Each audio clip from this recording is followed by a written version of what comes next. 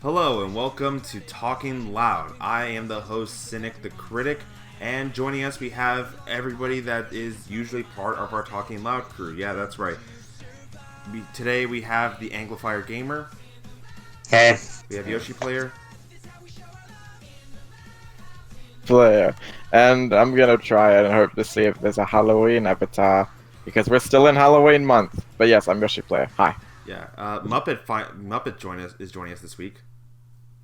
Sorry, I just needed a holiday. Jeez. And joining us today we have a special guest. You might not know him, but he's one of our closest friends, and we love talking with him, not just about Loud House, but also about cartoons, movies, just like anything that all of us like to talk about. And today we are talking with the OG himself, the TheCartoonOG. Hey everybody, how are you doing?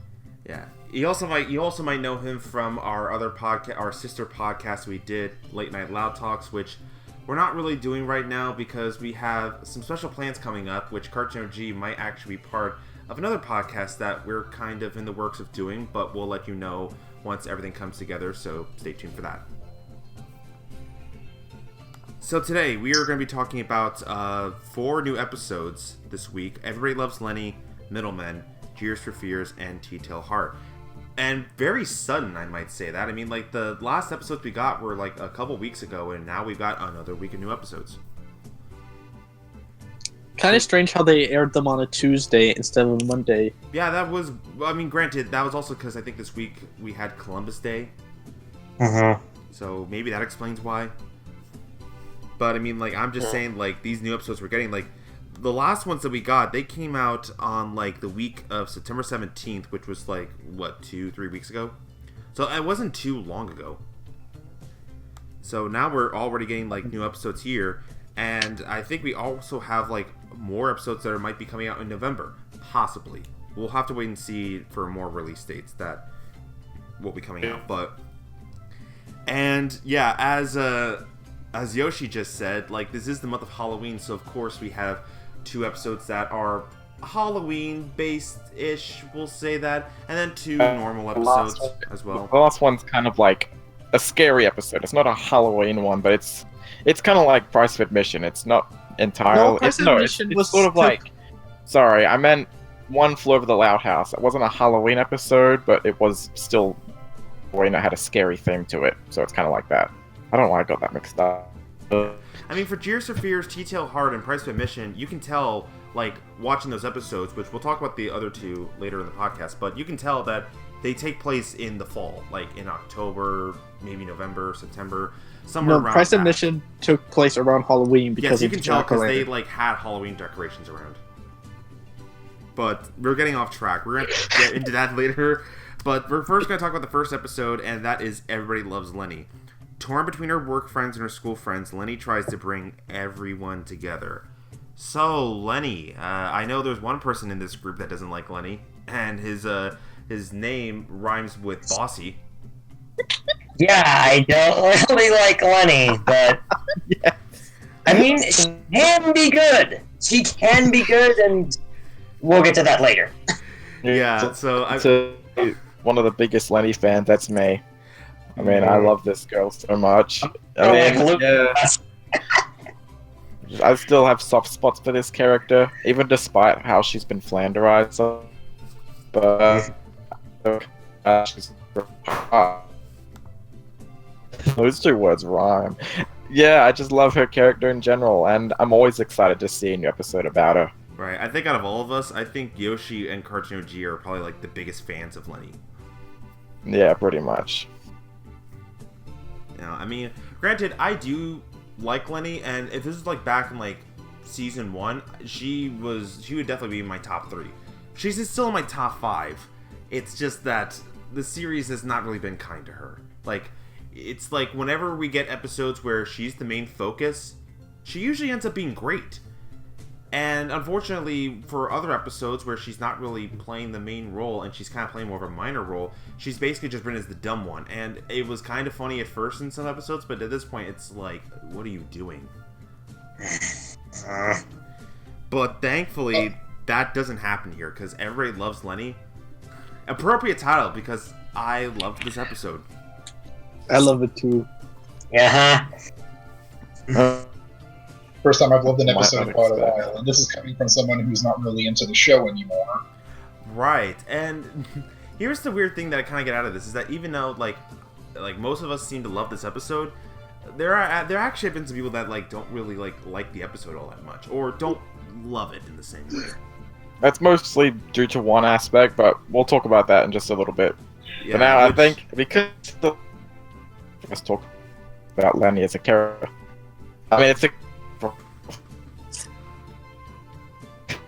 she's just like she wants everybody to be happy, and she does still have her ditzy moment out of me. She's still the same character that I've grown to love so much, and it's great to see that she hasn't been flanderized in this particular episode. Right, it's like she's still being ditzy, but it's not to the point where she's like being brain dead stupid. You know, which is like I think works well. I mean, it's not that I don't want Lenny to be super smart. She can be ditzy. It's just there's a limit, and I thought for this episode she was written perfectly. Like she still has her ditzy moments, but what's more shown is that she's still a sweetheart. She's still really nice. And unfortunately, like this episode kind of tests that because she's like juggling around these different friends who unfortunately they all kind of want their fair share of being with Lenny, and they unfortunately are jealous of each other. And one of those friends is named Miguel, who's a nod to Miguel Puga. Right, speaking of the friends, we know a character Vossi really loves, Fiona, in this episode. Yes, she's back. Fiona's in this episode, and can I be honest, there's one weird thing about her character. It's not with the episode itself, it's just that there's like two instances where her voice sounded kind of different. It's like at the very beginning her voice kind of sounded more raspy, and then like in the next scene her voice sounds more normal. I wonder if they had a voice. It sounded like, I see that you modeled the friends like us. And then the next scene, she's like, oh, there's the guy I'm dating. I don't know, was I the only one that noticed that? Maybe I they actually had didn't catch notice of that the first time I watched it. It's like maybe her there was voice a kind voice of like sounding. changed. It's like the actress voiced it two different lines completely on different days or something. I don't know. Right, it's like as if on one day she was sick doing it, and then the next day she was all better. Well, as a puppeteer, sometimes maybe they had a temporary voice in there, and then they just redubbed the lines. That happens a lot with puppeteers, voiceover. And then we have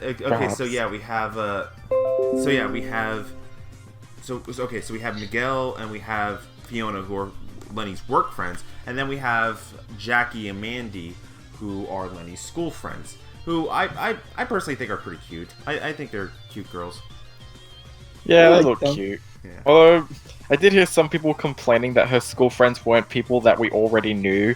Like, some people were like, why isn't Becky in there? Or where's Dana? Or Chaz? Like, why aren't they in her school group? I honestly don't really care all I that don't much. really care. Except I maybe don't- Muppet. I mean, Maybe he was a I little know- upset. Then again, I could see someone like Muppet complain about that, because we know who he is. I'm not complaining. Oh my I bet god! you did. Because your girl wasn't in it. I I mean, didn't Aussie's complain girl was about in it. it, but yours wasn't. I wasn't complaining. But Yeah, but even... But I don't really care, because I still like Lenny's school friends regardless. Like, I thought they were pretty cute. right. But as a TheCartoonOG? whole... Also, Like- we're actually Laurie's friends, so I don't know where that came from. Yeah, that.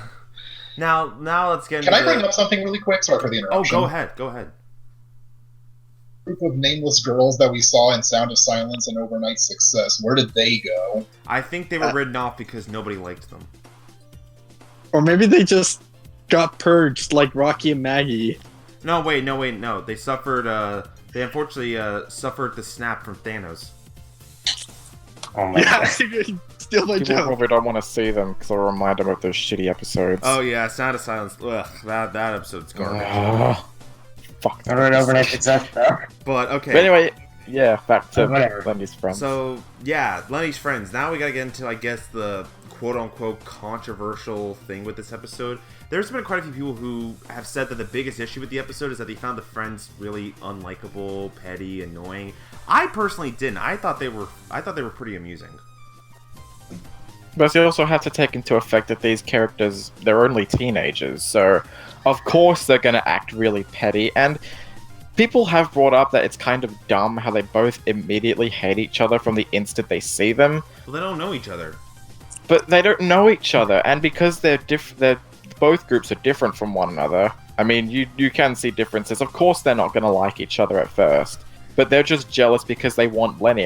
That's why it's called Everybody Loves Lenny. Because Lenny, right? It's like everyone wants a share of Lenny, and unfortunately, it's like, you know, like I want Lenny more than you. No, I want Lenny more than you. It's kind of a problem when they don't like the other group because now their best friend is kind of in the middle of that.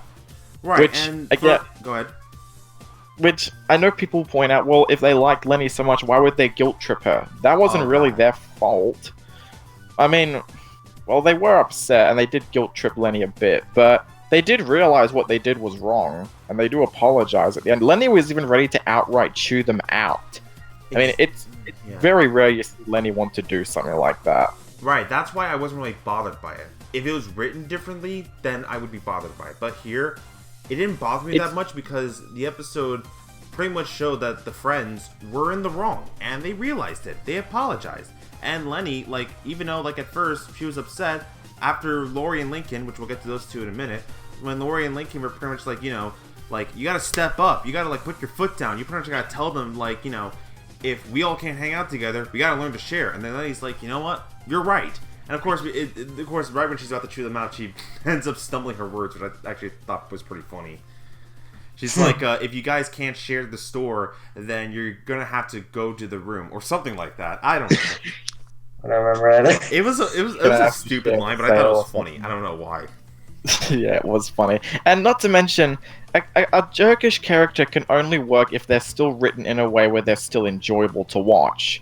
Which, I know some people will be like, well, if you liked Lenny's friends, then how come you didn't like all the siblings being stupid in Frenzy? Because in Frenzy, it wasn't done in a way where they were enjoyable. Every character was just being so unlikable. And they were being just really... They felt out of character. They barely showed off any of their personality, so how is that fun to watch? I found it more fun to watch here in this episode because, you know, at least it acknowledges that what they did was in the wrong, and I don't know, their comments towards each other I found kind of funny.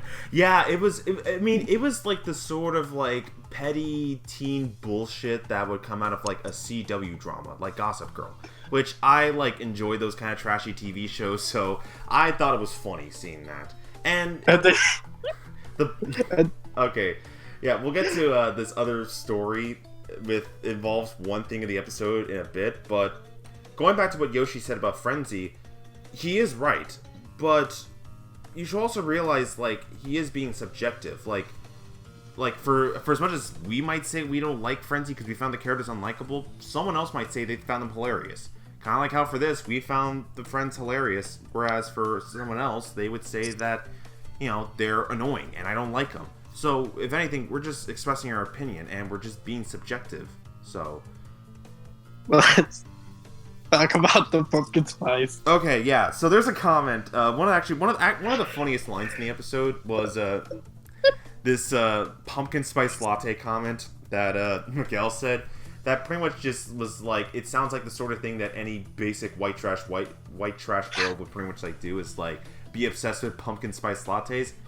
And then the next day, I was at Starbucks. I was at a Starbucks at my school, and I looked in the fridge there, and they were selling like pumpkin spice lattes. And I was like, "All right, I'll try one." And you liked it, you Californian yeah, it was white pretty good. girl. This pumpkin spice latte. I was like, okay, I can see why white trash girls would enjoy this stuff. Yeah, you Californian white girl. Right, so I mean, like, it tastes good. And again, the comment in the episode that was funny. Also, what I found funny during that party scene was the Twister scene. Like, I don't know, I thought that was funny.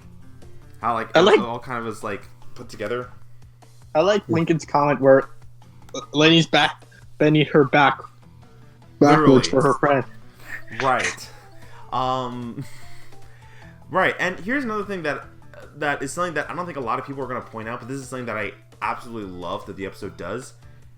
It feels more grounded in reality, if you know what I mean. It doesn't feel... One of my biggest issues I've had with Season 3 so far is that they've either had episodes that are just being too wild and crazy, or episodes that are just like they're trying to be down to earth and it's just boring.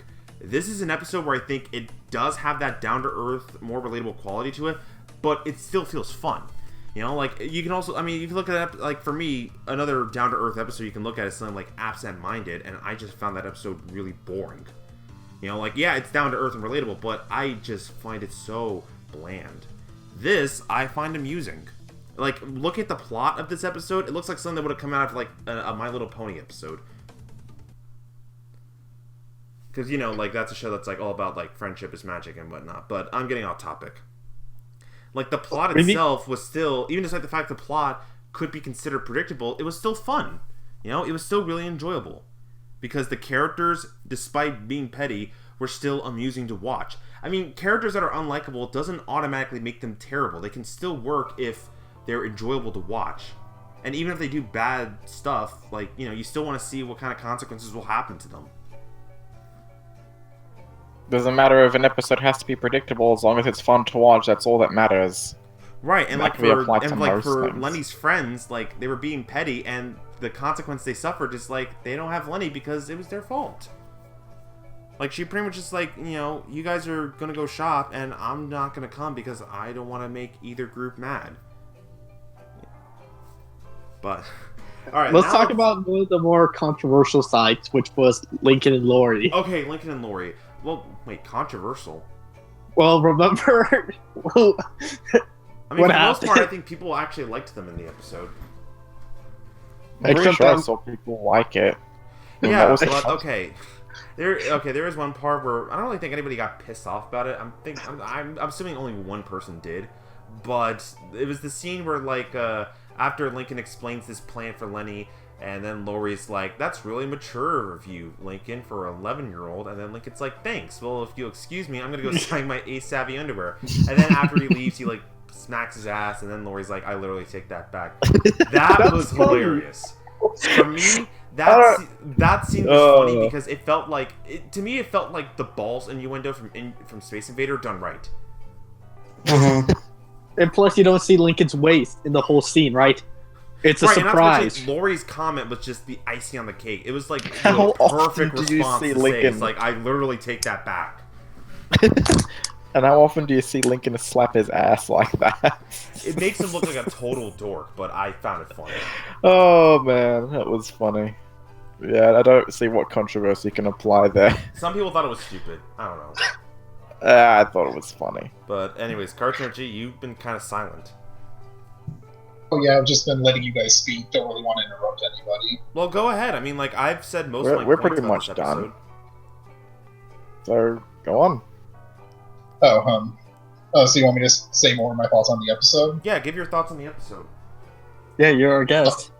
Yeah, well, I really loved the episode. Like I said, I'm somebody who's not really into the show that much anymore, but I really loved it. I can't remember the last time that happened, except... Oh yeah, well, the last time that happened was Roadie to Nowhere. Mm. I'm still in the minority for that. We all have our different opinions, Vossi. I know. Well, I do have one minority opinion that I think might differ from most of you guys. Poet's Anxiety didn't do anything for me. Oh, that episode. Yeah, I remember. You know, and I mean, go ahead. That was around the time that I was losing interest in the show, and even though I heard a lot of people say it was great, for some reason it didn't do anything for me. I don't know why. I mean, what, did you just find the episode boring? I guess Lucy and Luann have become characters I'm not too fond of anymore. I mean, I'm really not fond of Lucy after realizing how much of a bad goth stereotype she is. Yeah, when you explain that, I mean, personally, Lucy, she's still in my top 5. I do really like her a lot, but I'll admit, lately they've been relying a little too heavily on her being this goth stereotype. I really grown to hate those, especially after Muppet has told me about his goth friend, and that the way goths are in real life is really not how they're like. Isn't what they're really like at all. And they do it in cartoons because they write it because they think somebody will find it funny. Yeah. You've told me that your goth friend oftentimes complains about how goths are portrayed in cartoons and movies. Yeah, she was talking about her, and we were talking about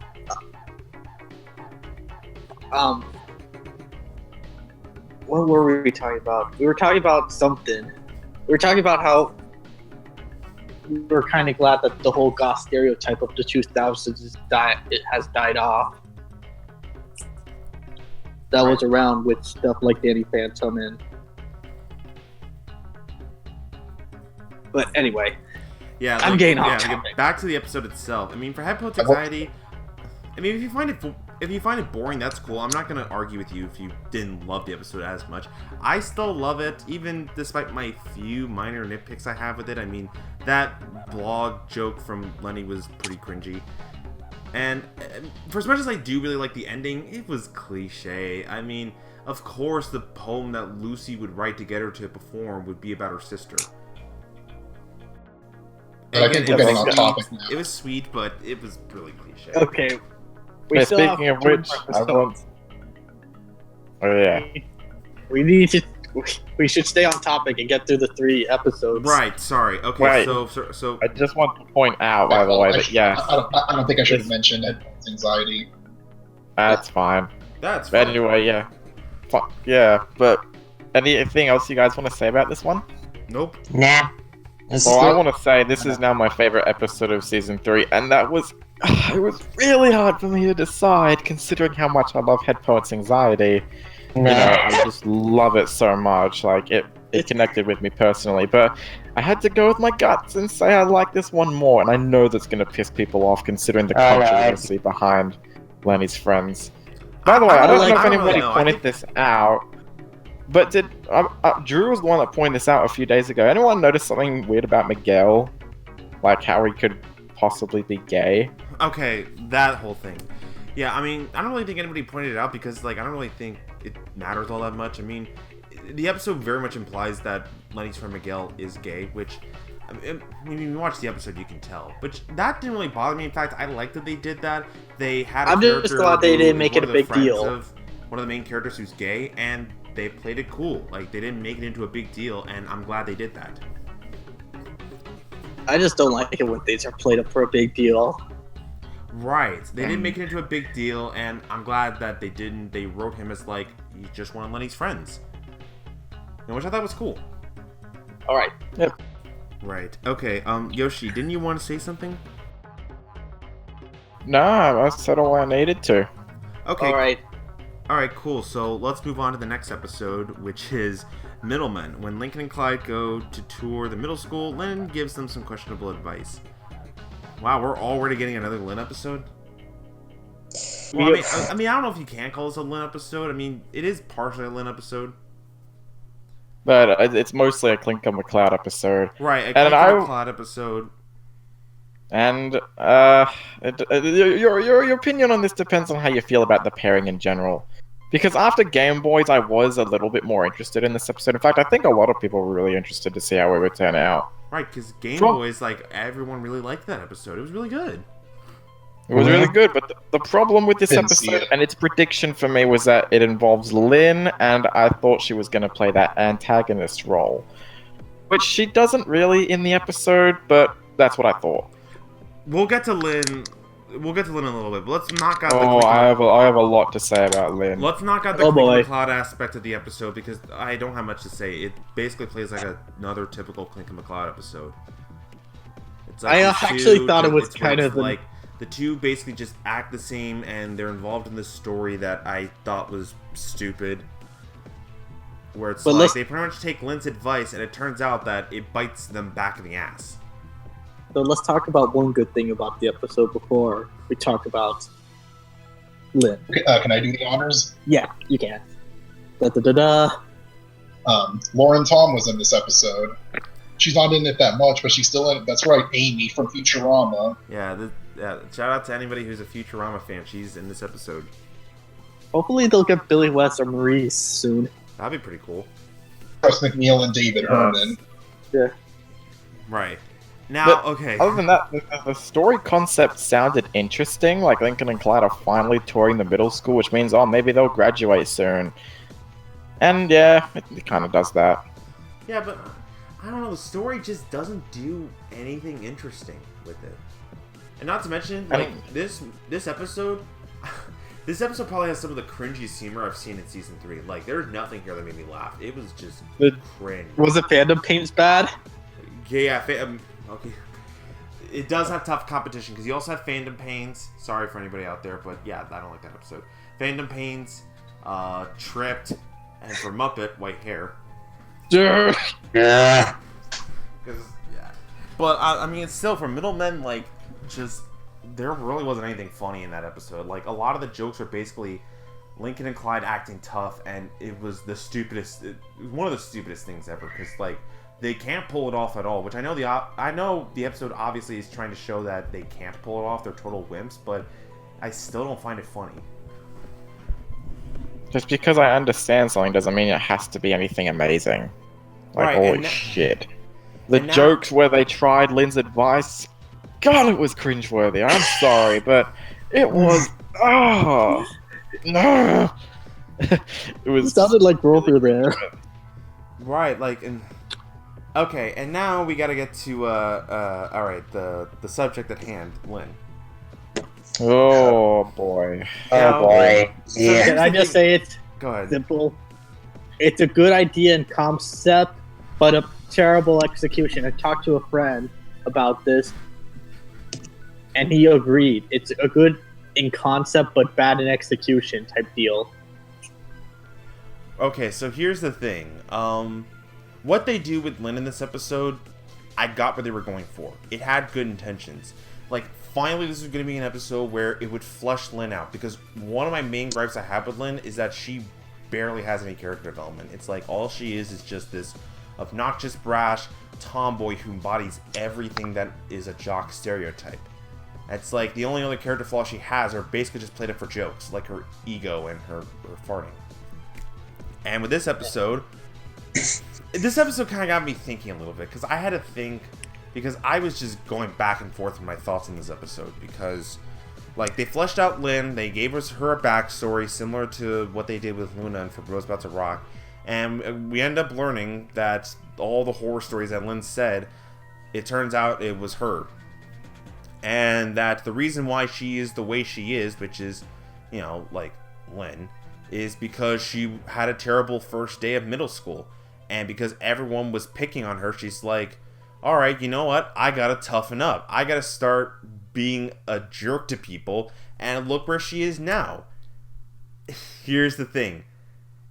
It helps explain, that backstory, it helps explain why Lynn acts the way she does, but it doesn't excuse it. Because what this episode does is that it wants us to feel sorry for Lynn. It wants us to sympathize with her and just have it be where, oh, now I know why you're a jerk. It's because people were jerks to you. Which it isn't really a good, it really shouldn't excuse all the bad things Lynn has done.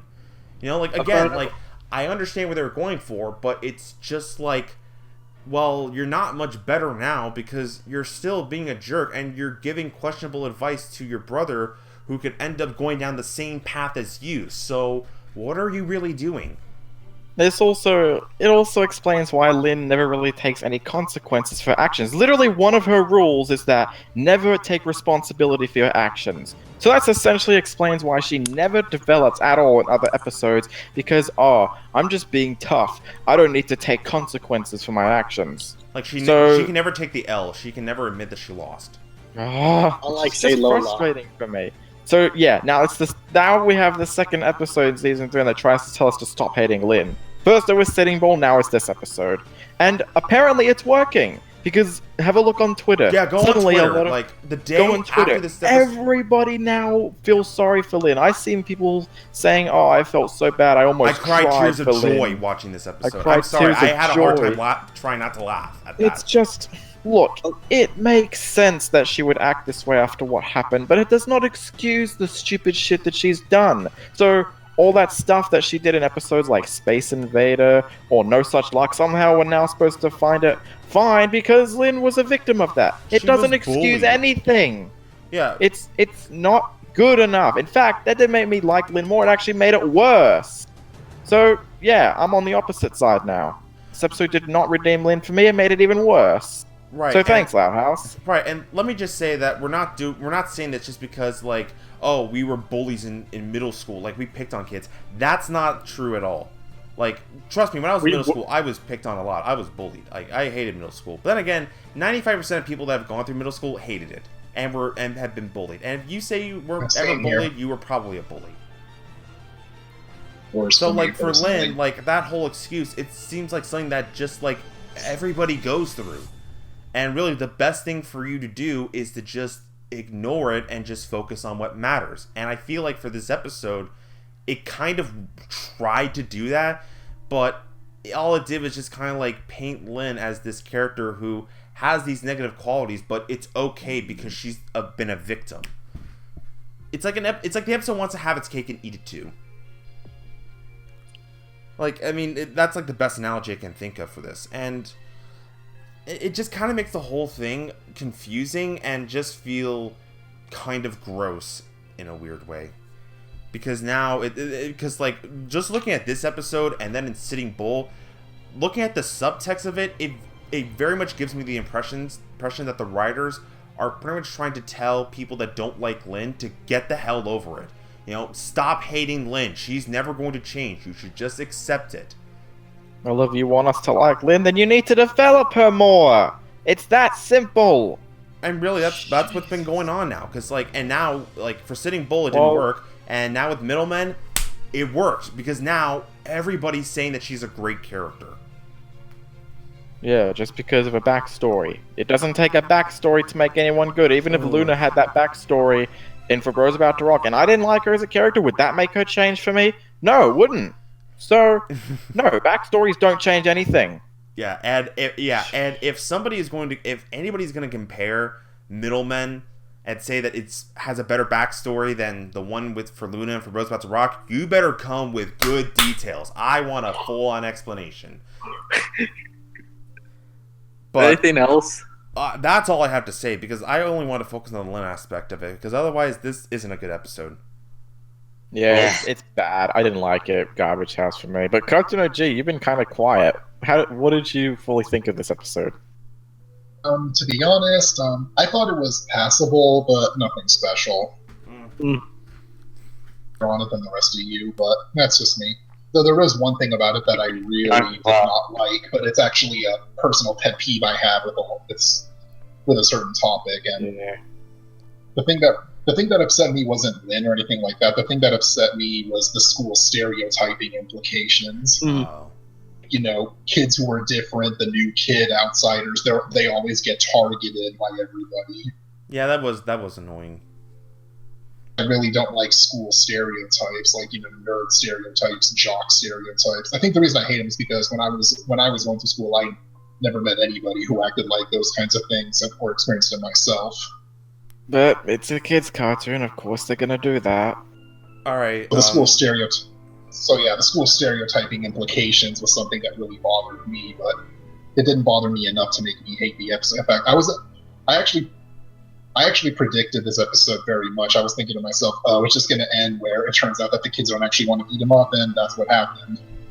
Yeah, honestly, seeing that, I was just like, well, of course. Like, that's like one of the aspects of the episode where it didn't bother me that much, because it was just like, I already called it. I didn't know how they were going to execute the way it ended, but I knew it was going to end that way. And to go slightly off topic, this is something that I kind of said on Twitter. In between this episode and Game Boys, have there been theories about Lincoln and Clyde being gay? Oh God! I said something on Twitter. I said something on Twitter, like, and I had that picture of like Lincoln and Clyde holding each other and whatnot. I'm just like, how are there not more gay comments about this, or people making crazy theories about it? There's a possibility. Because like after I posted that, it got like a bunch of attention.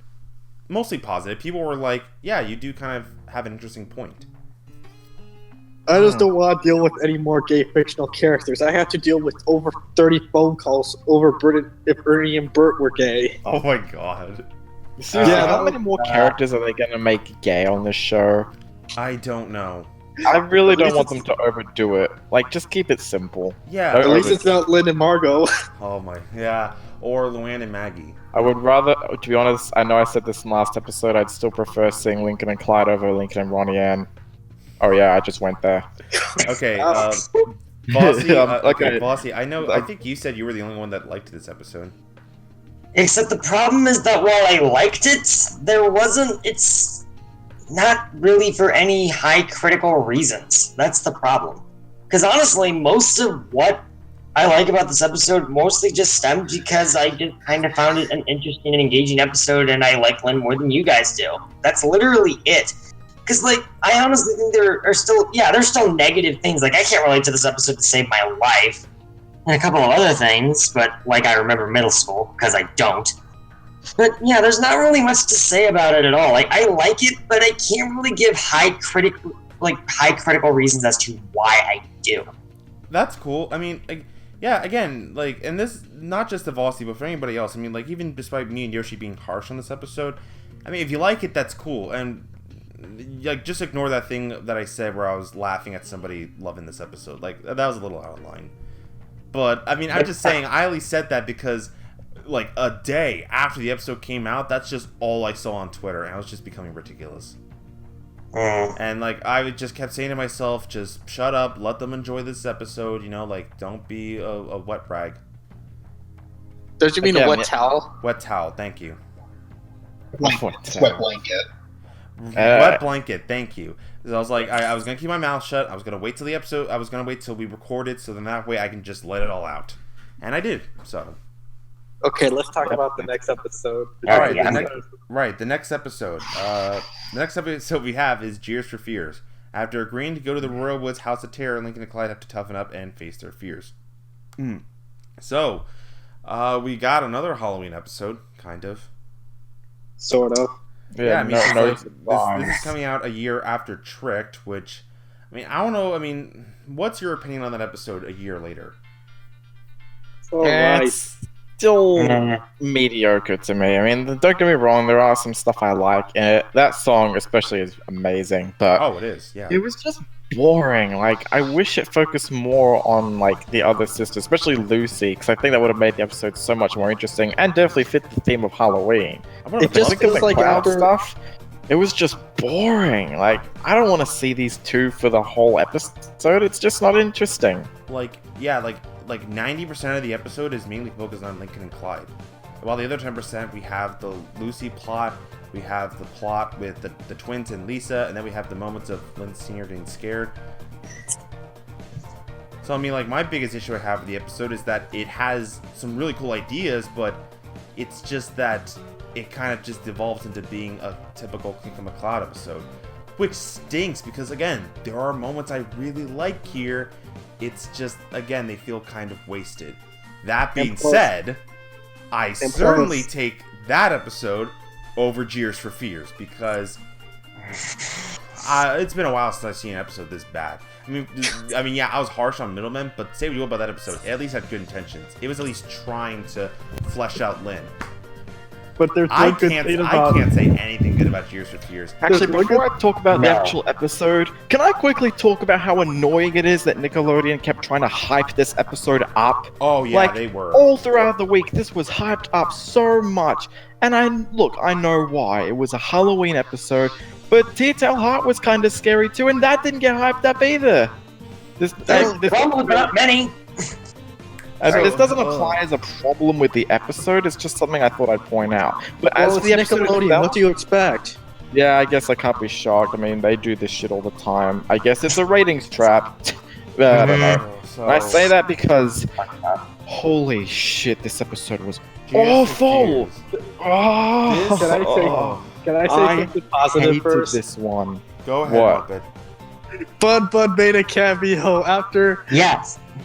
And that's why Muppet didn't hate the episode. You got to see his precious bun. Wow. It's like the only thing I can say that's actually good, except like, okay, some visuals, facial expressions, but otherwise it's just mediocre. Cause it just there's nothing. Okay. All right. So it. this It's episode boring itself. enough. Okay, I'm gonna start off with the positives. I thought that some of the visuals, like some of the haunted house visuals, they looked okay. Nothing great. Like, but the it animation fit as a the whole in mood. this episode was actually really good. But Like, then again, the animation for wow. every episode is always really good. So it's Yeah, I'm but not they really saying had much. to like up the ante on this one since it was Halloween. Yeah, Some of the I visuals guess. here, yeah, it looked really good. So yeah, I mean, But that's about it. I thought some of the Halloween visuals looked okay. That's all I gotta say. This is easily one of the worst episodes of season 3, even worse than Tripped. Is it Yeah, worse I than hated Frenzy? it more than Trip. That's debatable. We'll have to see. If this I ends up would worse say I than still if this is worse than found- Frenzy by the end of the year, if this is worse by. We'll have to wait till the end of the year or the end of You season mean 3. whenever this that point, happens? I'd still say I find Frenzy worse because it was more mean-spirited to me. Oh, But this episode, no excuse. I hated this episode because there's nothing in it.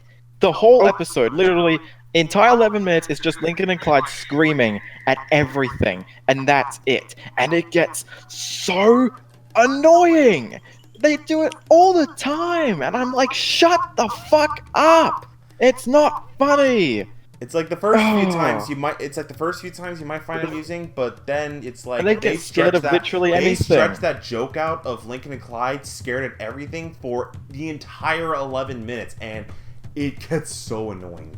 Also, can I bring this up? Go Something ahead. up. It said Bobby was working at the haunted house, right? Okay, the whole Bobby thing. I'm gonna let Muppet rant about Okay, this. why would Bobby work at a haunted house in Royal Woods when he lives in the city? Would that? He was probably just would that- visiting Laurie for the weekend. But he said he works there. So wouldn't that require a lot of gas money and stuff, and driving back and forth I to the don't city? know. See, That would- that's that the would thing. be- They did do a good job of explaining that. It felt like Bobby was only there just for the sake of the plot. All right, it just feels really weird. It's like I don't hate Bobby, but it just feels kind of odd how he's just working in Royal Woods But like, when he I lives mean, in. but they also kind of feels. But I also feel like they brought him back because like after Misconnection, everyone's like, we love Bobby now. I don't think he was working in Royal Woods. I think he was just showing his old job. I thought he was working. That does make more sense. Where he was only showing them his old job. He was just showing them he's not actually working there because he used to work there. So it makes I a thought he little was bit more working. sense. But you know what's I even think more it was working confusing? Okay, there. but you want to know what's even more confusing? Like when they go to the haunted house and then like the old employees leave, how did they find out that the place wasn't scary enough? Like, did Bobby tell them or tell the manager or what? I don't get it. Who knows? Like that part was more confusing than the Bobby part. The Bobby part didn't confuse me.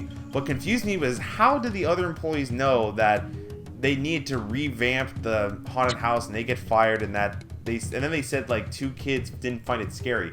Wait a minute, like thinking about that, it just didn't make any sense. But like, but again, like that stems away from my biggest issue. My biggest issue, okay, say what you will about Middleman, like that episode was cringy. This episode has probably is even cringier than that because Okay. again, I the have jokes are something basically else just. to say. Go ahead. Okay. Why do we need to see Chandler after 2 years? No, Okay, wait. Chandler, we'll get to him in a bit. I'll talk about that part because I'm the one who should. Yeah, I'll let you talk about that in a bit, but let me continue. Like, the comedy here, like, it's based... Really, the only jokes here are just Lincoln and Clyde scream. Occasionally, they'll hit a wall and fall down because they're stupid. And that's it. Those are, like, the only jokes we get in the episode are basically they scream and then they fall down. Or the gag where they're just covered in blankets. Oh, yeah, Use that's that okay, that joke is also Any stupid. other time. That joke also But- got stupid because I'm just like, we get it. You're the biggest wusses in the world. But though. But okay, the whole Chandler thing, Muppet, you want to talk about it, so go ahead. All right. Why did Chandler even need to be in this episode? It just feels like he was there for plot device, along with people saying, "We want Chandler. We want Chandler." Look, there's like how many? I don't know, like 100 side characters? There's over. Okay, let's say over 50 minor to one-shot characters people want to return, and the crew has even stated that they're cutting certain characters out. Like Maggie got purged, Rocky got purged. It's getting to a point where it's annoying where you don't know what they want to do. So I'd rather just have them just used one of Lincoln's friends. Like, say, what if it would have been much better if it was someone like Girl Jordan, right? Oh, you really want to drag Girl Jordan into this when Vossi's on here? What? Yeah. He would love that. I bet he would. But Girl Jordan instead of Chandler. I know pictures. all right, but going back to your Chandler thing, I think the reason why they brought him back is because because the writers they kind of got an idea where they kind of want to make him one of like Lincoln's friends, you know, kind of like what they did with Carol from Self Improvement, where it's like, oh, it's an enemy turned friend. My problem with it is like Lincoln already has a lot of like friends. It's like we don't need one other. And I kind of feel like they only did this just because they want to develop another side character to use potentially for another episode. But I'm like, you already have a lot of other characters. Why? Or maybe they just wanted to see Chandler get scared the shit out of him after what he did in the waiting game. Okay, which he did get away without any consequences. So I guess it was kind of satisfying seeing him get what he deserves here. Yeah, I don't really know what they want to do. I have a theory this was a season 1 script that they decide to just wait to fill in season 3. Yeah, like the only like it does feel like a season 1 episode. The only difference is like they mentioned that Bobby is living in the city. That's it. Oh, and also that Clyde isn't nosebleeding around Laurie. So okay, that's something I actually like. I had to find one other thing that I kind of liked in this episode was that Clyde didn't nosebleed. So I'm like, okay, the writers are finally starting to let this joke go away. So that's good. I mean, it's doing a better job than what it did with Change of Heart, so I can applaud that. Oh, and Bozzy loves Change of Heart. No, they said Yoshi loves it. Oh yeah, like you guys love it too. I love Charlie Dick Bobby, Bozzy. so that's kind of alright. But back to Jeers for Fears itself. I mean, aside from like Lincoln and Clyde, who after like hearing them scream, it's like I never want to hear them like scream again. I'd rather hear nails on a chalkboard than hear them. I would rather be stuck in a children's birthday party than want to hear these two scream again. I'd rather watch Ruthless People than watch this episode again. I would rather watch. No, I would rather watch the fucking Emoji Movie than watch this again. What? Annoying. Yoshi's going off. And yes, I'm going all off. I'm going all out. You know what? I literally wrote a bunch of things I'd rather do than watch this. I'd rather be at a zoo for 24 hours than watch this episode. Oh, I know what. I have a question, Yoshi.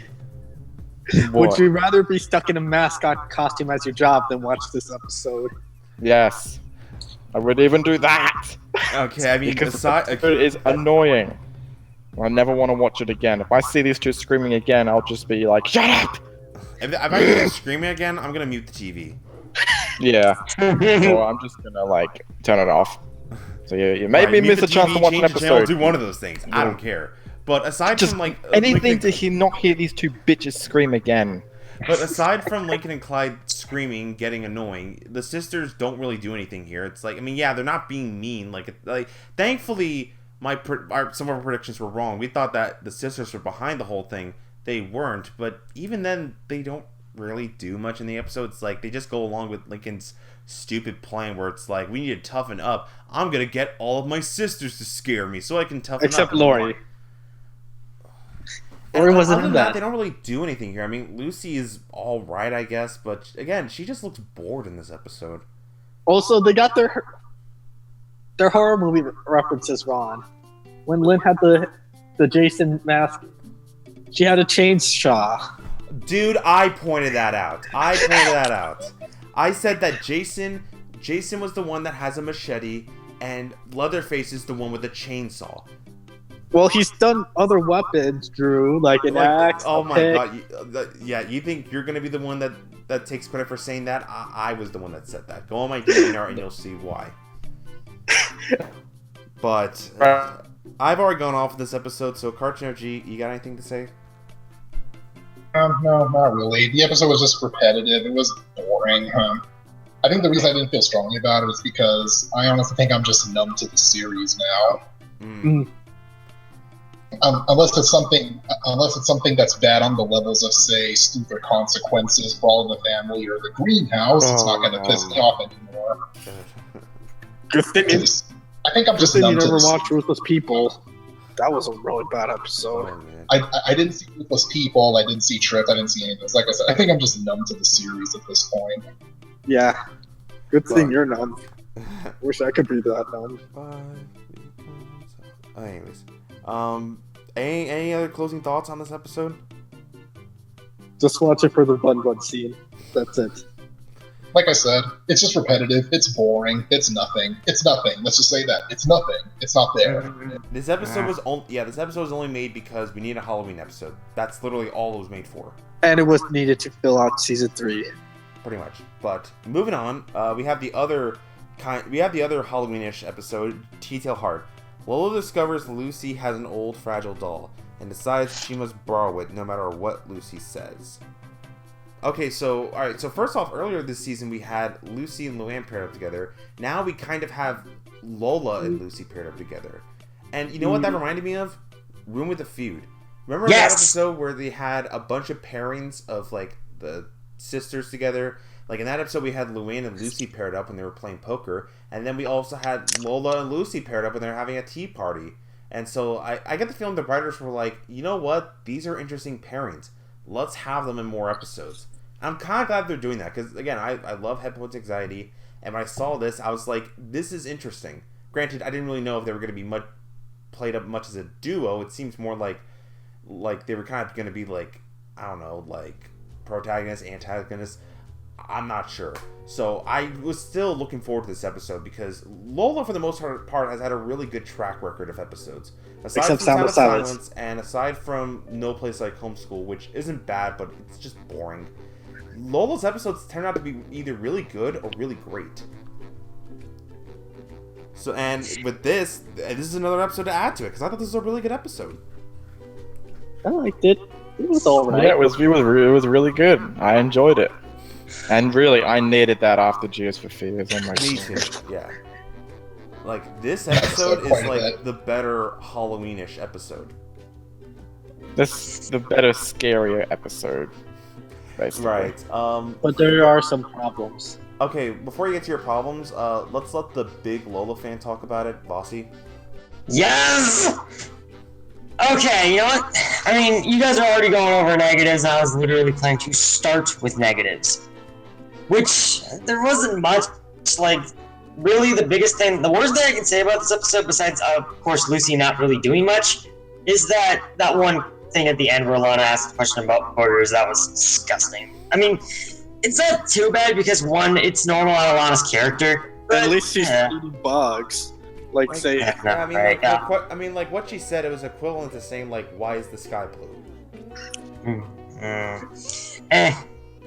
Otherwise, yeah, freaking loved this episode. I think it's like, well, first off, any horror elements that they imply in this episode, I feel like are so much more well done than Jeers for Fears. Although there's not much in the way of like horror elements or anything like that, but I feel like they pull off the Halloween theme a lot better.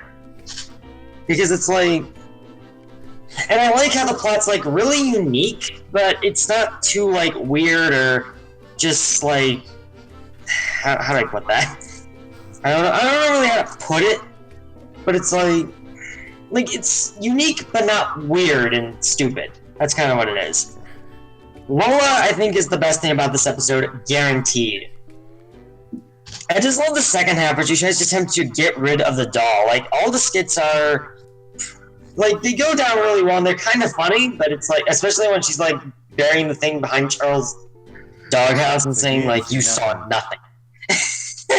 And then she eventually gets flipped to help her, which I liked him in this episode too. Hey, anytime John DiMaggio's on the show, it's usually a good time. I know, I usually do like Flip under most circumstances. I'll like say City Slickers for that one. And I did like the twist where it's like, I did like the twist ending this episode had as well. It's like, but yeah, I tried to like prevent this from being my favorite of season 3. And despite the fact that I didn't say much, yeah, I can't lie to myself. I freaking adore this episode, and it probably is my favorite out of season 3. Nice. Yeah. For me, I would say this is an episode that's tailor-made for Lola because how she's written this episode, it's like you can tell this very much is written for Lola's character, because like in the episode, like she's literally talking to her stuffed animals like as if they're real, and how she acts, I found it really cute. Like how she acted here. Again, she's still acting bratty, but I still found it funny. I just did. And like how she was acting this episode, it was just really amusing to watch. And just like even like little bits in here, like when she takes like her teddy bear, what is it, money bear? Like it's her bear where she keeps all her money in it, which actually was a reference to No Laughing Matter when Luann was asking for $1 and she took it out of her bear. Yes, I noticed that, but I don't think I recalled the episode, but I remember that being a thing. Yeah, No Laughing Matter. It had that one bit where it's like Lola got her money out of her bear, and it's like, oh, they returned it here for T-Tail Heart. That was actually pretty nice. I have my money in weird places, but I'm not going to say where. Right, but yeah, like I forgot what the bear's name was. Money Bear. I don't know. Somebody will probably explain it in the comments. I think it was like Mr. Teddy or something. Sprinkles. I think it's like Mr. Sprinkles or something. And then, like, as she's walking out, she talks to another stuffed Mr. animal. Sprinkles. She talks to another stuffed animal, and it's like, sorry, but we don't have that kind of relationship. And as she leaves, the stuffed animal just falls. Yeah, it makes a funny squeaky noise. One of those little details that I just found funny. I think I noticed that on my second time, not my first. I like the squeaky sound effect they use. Like, I love it when cartoons use squeaky sound effects. Right. Now, is the story predictable? To an extent, yes. But I honestly don't mind it. Like I said, predictable stories can work if it's enjoyable to watch and the characters are fun. And this episode, it worked for that. That being said, I do have some nitpicks with it. It's raining in my area now. Oh, interesting. But yeah. Oh no. It ended over an hour ago. Not in my area. It just moved down here.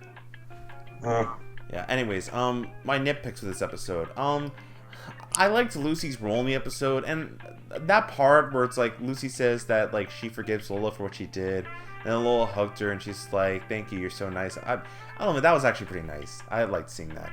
Like that was like the one moment where it's like Lucy actually acted like the Lucy that I liked, and not just like the typical goth stereotype.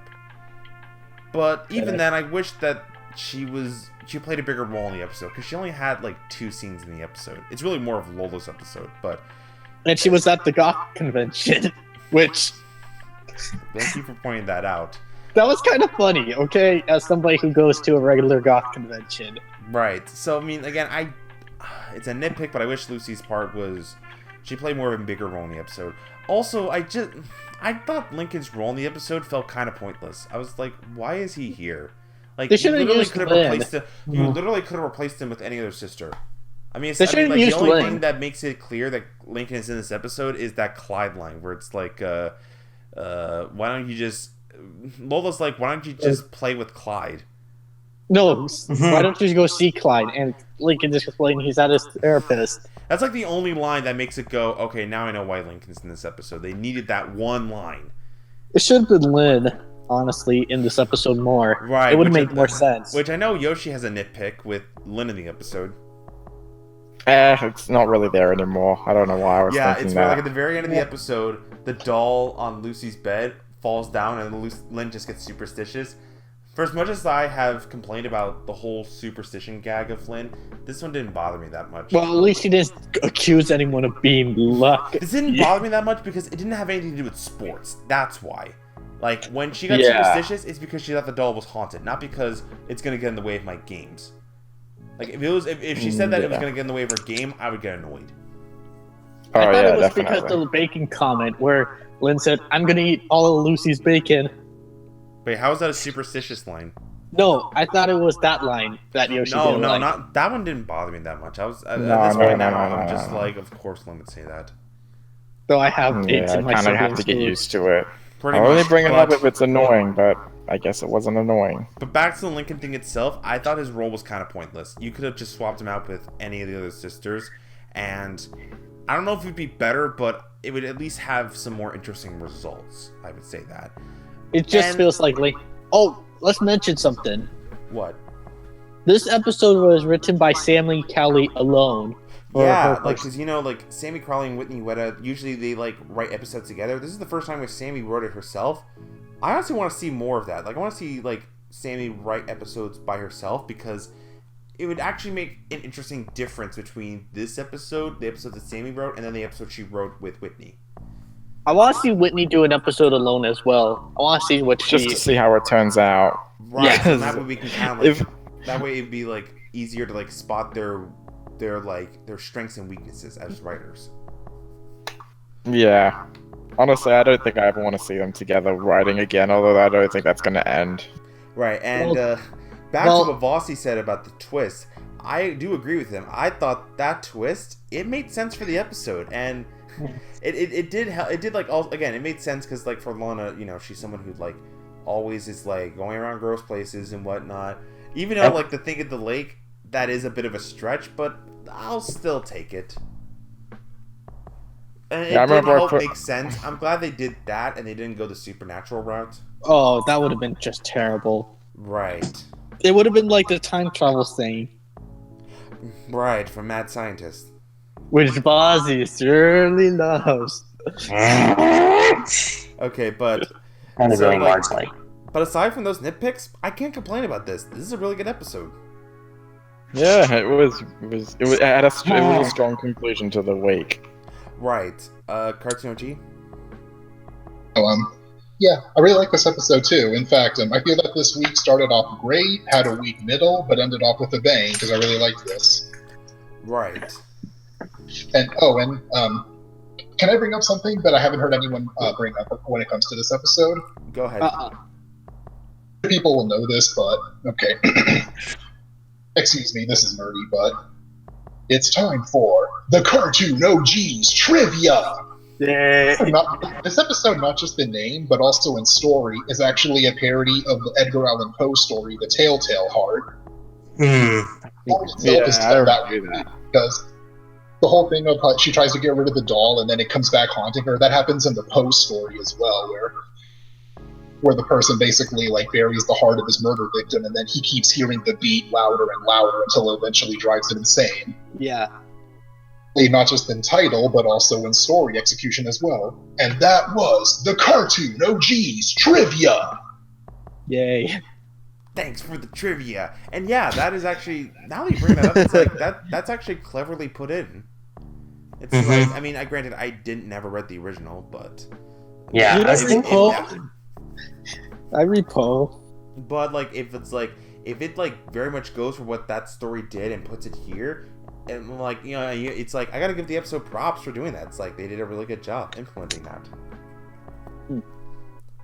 But, I mean, any other thoughts you have on this episode? I covered everything by passionate rants. Seeing Flip's feet wasn't funny, it was just gross. Okay, yeah, that was gross. Yeah. That's, like, probably, like, my other nitpick I had. But even then, it was minor. Something I was worried about, but good thing this didn't happen. What? Expecting What? that Lucy knew all along and she was purposely putting the doll back in Lola's room to scare her. Okay. That's what I was originally expecting, but no, that didn't happen. Thank goodness it didn't. Yeah, if they did that, it wouldn't really make that much sense. Why would Lola... And plus, Lola made up her actions. Oh, I want to bring up something because I recently went to an antique store myself. Before the episode aired, ironically enough. Yeah. How much did the doll cost at the antique store? I want to know that. Oh, there's another... Oh my god, I also forgot about this part. Right as Lola puts the doll on the counter, like, the stuff below it breaks as well. I thought that was kind of a funny joke there. It's like, I'll take this, and I'll pay for this as well. Yeah. Yeah, It's like one of those jokes. It's like one of those jokes that shouldn't work, but it just does. Oh, I wonder where Lola gets all that money. I don't know. Like, why does Lisa have a PhD? I think she steals it from everyone's wallet. She reads their diaries. I don't know. Maybe she got that money from pageants. Like, I mean, I'm sure for I was pageants just you being win silly. money out of it. Anyway, But nothing much else to say. Nope. all right. No, I So don't really have much else to say. yeah. All right. So that was our week, and it was all over the place in terms of quality. As a whole, I would say this week was it was okay. Like, It was kind of Not- like a sandwich. It had a firm bread, but not a good filling. it's like you have a good sandwich at the top, it tastes good, but then the middle stuff is just blech. But then the last little bit is good again. Right. Then again, so, who has a sandwich like that? Yeah. Like, Right. Scooby-Doo. So for all right. So best of the week for me easily goes to Everybody Loves Lenny. Even though T-Tail Heart, even though I really like that episode, it couldn't quite get there. Everybody Loves Lenny. I love that episode. Best of the week for me. Worst, Jeers for Fears. No competition whatsoever. I mean, say what you will about Middleman, but at least had good intentions. So I don't like it, but it's better than Jeers for Fears. Bossy. Best? Oh, come on. After that passionate rant, am I going to give it anything else? No, it's T-Tail Heart. Worst? Yeah, Fears for Fears. Nothing. All right, Yoshi. Oh, Bossy, you make me laugh so much. Anyway, yeah. Alright, so my best of the week, yeah, it's no surprise. Everybody loves Lenny. The title's right. Everybody loves Lenny. Well, mostly. Yeah, I really like that episode. Honorable mention, yeah, gonna give it to T-Tail Heart. That was an easy pick. It's not quite there to being the best, but I still really enjoyed it. Worst of the week, yeah, if my rather things that I would do rants weren't obvious, it's Jeers for Fears. Fuck this episode so much. I never want to see those bitches screaming ever again. If I do it, I'm just gonna punch a pillow or something. You can punch my punching bag. Perhaps. Yeah, I And mean, yeah, Muppet will give you like a ticket to come to LA so you can use his punching bag. Perhaps. And yeah, dishonorable mention Middleman. Even though I had good intentions, I still didn't like it that much. So yeah, this was like the easiest picks for me because there were two good and two bad. So that's me. All right, Muppet. Same as you and Yoshi. Just not going to go into it, except for the Bun Bun cameo. That was one nice surprise. All right, CynicTheCritic. What was your favorite? What was your least favorite? Well, I think it's pretty obvious. My favorite, Everybody Loves Lenny. Lenny's my favorite character, and this was the first time I lived an episode in such a long time. The T-Tail Heart, that was really good. Thought it was a great episode, and yeah, and of course, my worst is Jeers for Fears, but like I said, I didn't hate it. I just found it boring. All it did was... I'm gonna leave it at that. It's nothing.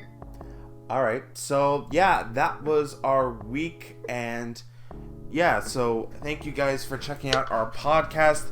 Our next podcast episode, well, we're just gonna have to wait and see what November will hold for us. We hear, It's rumored that really loud music is coming out in really November. loud, yeah, that apparently that's supposed to be coming out next month. So when that And comes hopefully out, I know who's really excited for that. that would be me.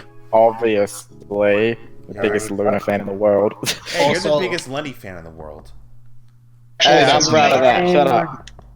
Anyway, we're going to try to release some older podcasts for the time being as well, after Right. this one.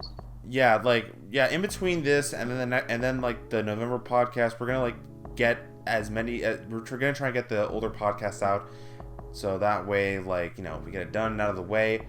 But so yeah, thank you guys for checking out thank you guys for checking out our newest episode of Talking Loud. For now.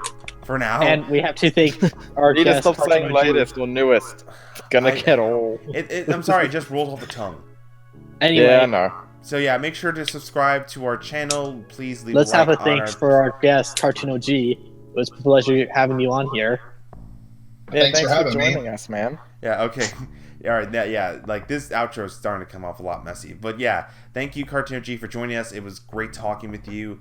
Make sure to subscribe to our channel. Please leave a like and ring the notification bell so that way you guys will be notified whenever a new video is dropped.